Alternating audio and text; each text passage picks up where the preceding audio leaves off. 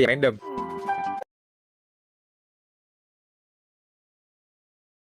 Pernah nggak sih kalian nonton Upin dan Ipin tapi malah salvo ke hal-hal yang random? Assalamualaikum. Rumah ini tak ada orang.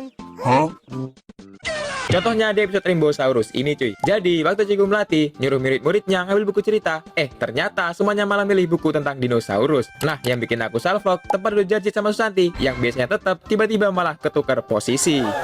Lanjut masih seputar Jarjit Core. Di episode waktu Cikgu Melati ngajak murid-murid bikin susu bareng, kan masing-masing dikasih satu gelas. Si Jarjitnya kayaknya nggak puas malah ngambil susunya Susanti cuy.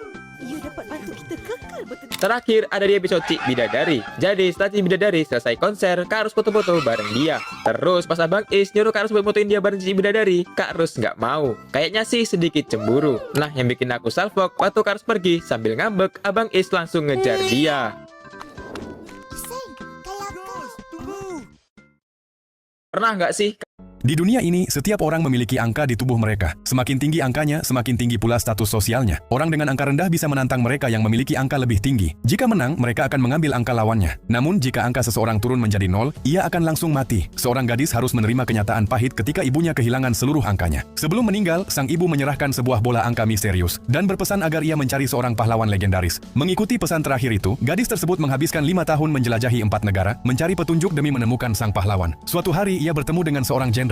Pria itu mengaku sebagai orang yang selama ini ia cari. Saat gadis itu mendekat, ia melihat sebuah bintang putih di samping angka sang jenderal. Dia langsung percaya bahwa dialah pahlawan tersebut. Jenderal itu membawanya ke markas militer. Namun, gadis itu tidak tahu bahwa pria tersebut sebenarnya adalah seorang penjahat. Ia mengeluarkan bola angka peninggalan ibunya, berniat menyerahkannya. Namun saat sang jenderal melihatnya, wajahnya langsung berubah. Para prajurit di sekitarnya pun segera mengangkat senjata. Menyadari gadis itu tidak memahami situasi, jenderal akhirnya menunjukkan sifat aslinya. Ia mencabut pedangnya dan mencoba merebut bola itu dengan paksa. Gadis itu berusaha melawan.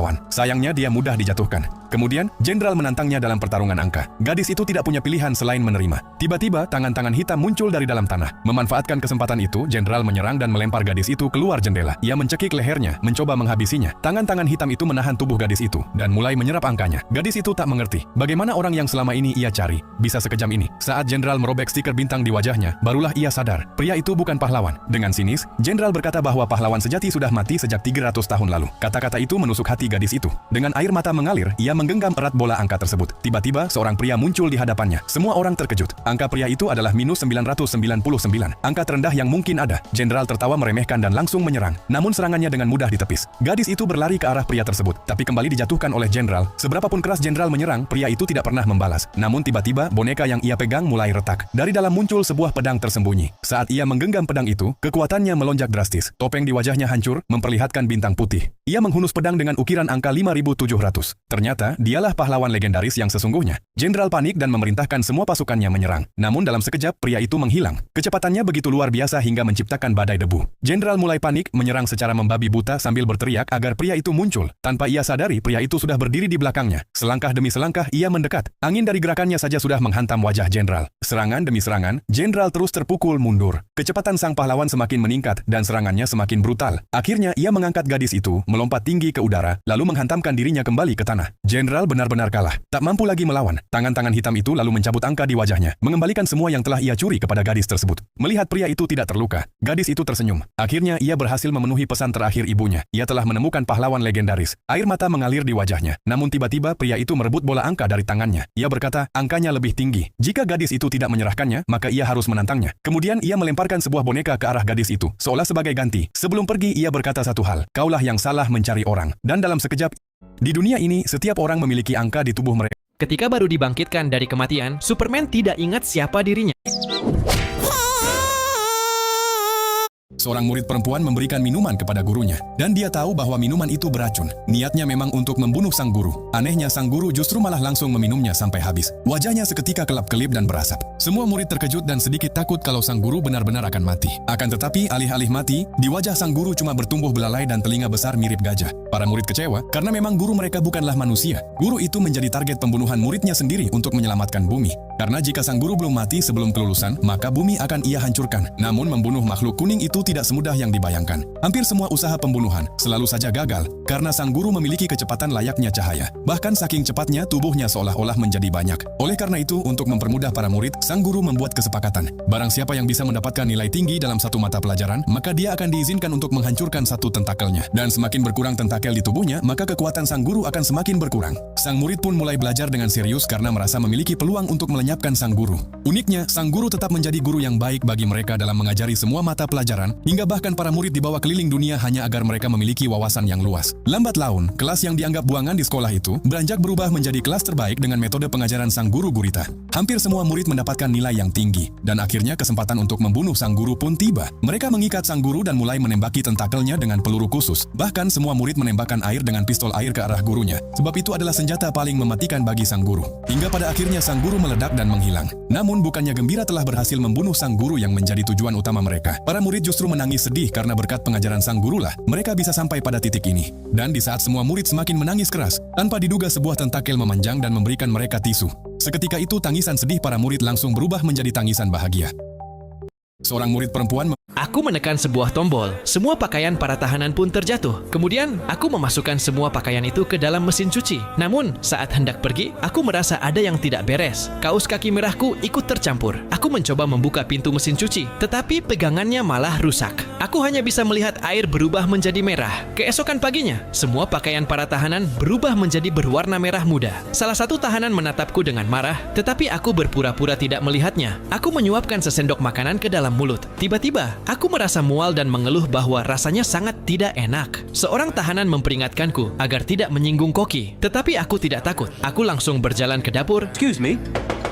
Tetapi Koki sudah sangat marah. Semua tahanan merasa khawatir. Pada saat itu, aku tidak sengaja menyemprotkan saus tomat ke tubuh Koki. Aku mencoba membersihkannya, tetapi justru semakin parah. Lalu, aku berbalik untuk meminta bantuan. Tetapi mereka semua bersembunyi di bawah meja. Koki itu semakin diliputi amarah. Ia menangkapku. Tetapi dalam kekacauan itu, aku menyumpalkan sebuah roti lapis ke dalam mulutnya. Ekspresinya berubah. Ia terkejut karena roti lapis buatanku sangat lezat. Kemudian, ia mengumumkan bahwa aku akan menjadi asistennya. Keesokan harinya, aku bekerja bersama Koki. Kami mencincang kulit jeruk, menuangkannya ke dalam panci, lalu menambahkan gula. Akhirnya, kami membuat selai jeruk yang sempurna. Saat waktu makan tiba, semua tahanan menyantap roti lapis beraroma jeruk. Mereka sangat senang dan bertepuk tangan untuk kami. Setelah itu, aku membuat banyak makanan manis. Seluruh penjara menjadi cerah dan penuh kegembiraan. Namun, tidak lama kemudian, aku sangat merindukan keluargaku. Sebagai tanda terima kasih, para tahanan memutuskan untuk membantuku melarikan diri. Pada malam hari, kami melompat ke dalam terowongan dan kabur keluar melalui ruang laundry. Mereka membantuku dengan sebuah gerobak. Aku memanjat menara jam, meraih bandulnya, lalu naik lebih tinggi, merayap di sepanjang roda gigi hingga ke atap.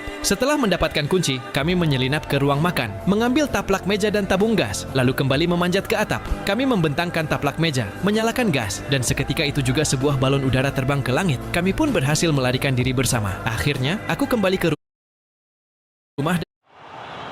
Ronaldo duduk sambil menatap Neymar yang diminta memilih seseorang. Neymar pun menunjuk Messi. Georgina tersenyum, lalu menoleh ke arah Ronaldo yang terlihat kecewa. Giliran pilihan selanjutnya, Neymar tampak bingung. Pilih yang benar, ujar Ronaldo. Neymar tampak kebingungan, sedangkan Yamal berharap dipilih.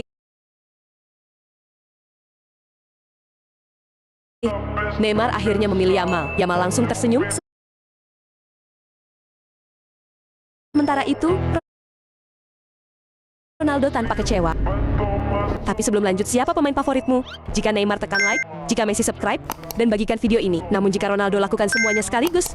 Keesokan harinya, Ronaldo datang ke sebuah acara besar. Ia naik ke atas panggung dan berjalan dengan penuh percaya diri. Ronaldo menyalami semua orang satu persatu.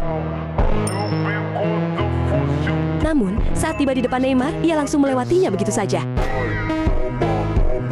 Ronaldo duduk sambil menatap Neymar yang diminta memilih. Seperti semua orang tahu, Patrick itu sosok yang misterius. Meski badannya kecil, dia bisa mengeluarkan kekuatan luar biasa. Dia dengan mudah melempar atlet angkat besi ke udara. Truk tangki seperti mainan di tangannya. Dia bahkan bisa mengangkat satu gedung apartemen. Larry yang menyaksikan semuanya sangat terkejut. Soalnya Patrick sama sekali tidak punya otot yang kelihatan. SpongeBob yakin Patrick tidak sadar dengan kekuatannya sendiri. Justru karena dia cuek dengan hukum fisika, dia sekuat itu. Untuk menguji batas kekuatan Patrick, SpongeBob mendaftarkannya ke lomba angkat besi besok. Sebagai juara bertahan, Larry merasa tertekan untuk mempunyai kekuatan yang sama. Dia memutuskan meniru Patrick dan mencontoh latihannya. Jelas jelas latihan ini benar-benar gila, tetapi Larry tetap memutuskan meniru gerakannya. Pemilik mobil ini benar-benar tidak bersalah. Mobilnya hampir hancur, tetapi Larry segera mendapatkan balasan. Patrick memanjat pagar dengan cara yang unik. Dia mengambil makanan dari tempat sampah. Saat itu, dua anak kecil menatapnya. Larry menjelaskan kalau ini satu-satunya cara untuk membentuk otot. Tapi anak-anak itu sama sekali tidak percaya penjelasannya. Patrick sedang menangkap ubur-ubur, dia terus tersengat oleh mereka. Ini jelas metode unik pelatihan yang lain. Patrick memukul sarang ubur-ubur di atas karang. Dia langsung diserang oleh sekawanan ubur-ubur. Ototnya pun menonjol karena sengatan ubur-ubur. Larry langsung memutuskan latihan dengan cara ini. Tetapi sengatan ubur-ubur malah membuat cangkangnya pecah. Patrick sudah tidur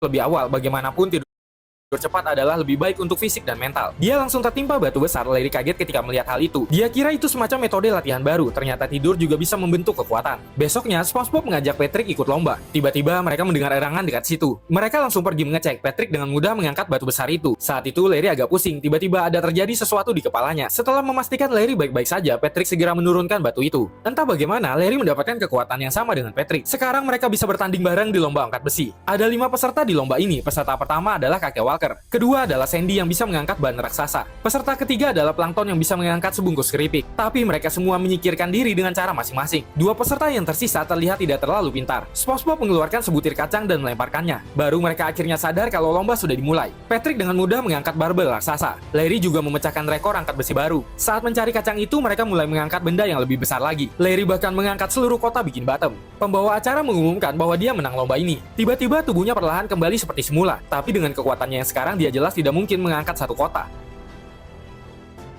Seperti semua orang tahu, Patrick itu... Sejak kapan? Kamu tahu seberapa aman berangkas, SpongeBob? Pertama, kamu harus autentifikasi pola lidah, lalu verifikasi DNA bulu mata, terakhir kamu harus memainkan musik dengan hidung sebelum berangkas terbuka. Tujuannya hanya satu, yaitu untuk memeriksa figur Piggy Lawn. Hobi terbesar Bubble Bass adalah mengoleksi figur. Sekarang, cuma Piggy Lawn yang tersisa untuk melengkapi koleksinya. Untuk merayakan pencapaiannya ini, dia bahkan berdandan menggunakan kostum manusia serigala. Beberapa jam kemudian, Bubble Bass sampai di toko mainan, dan diberitahu Piggy Lawn sudah habis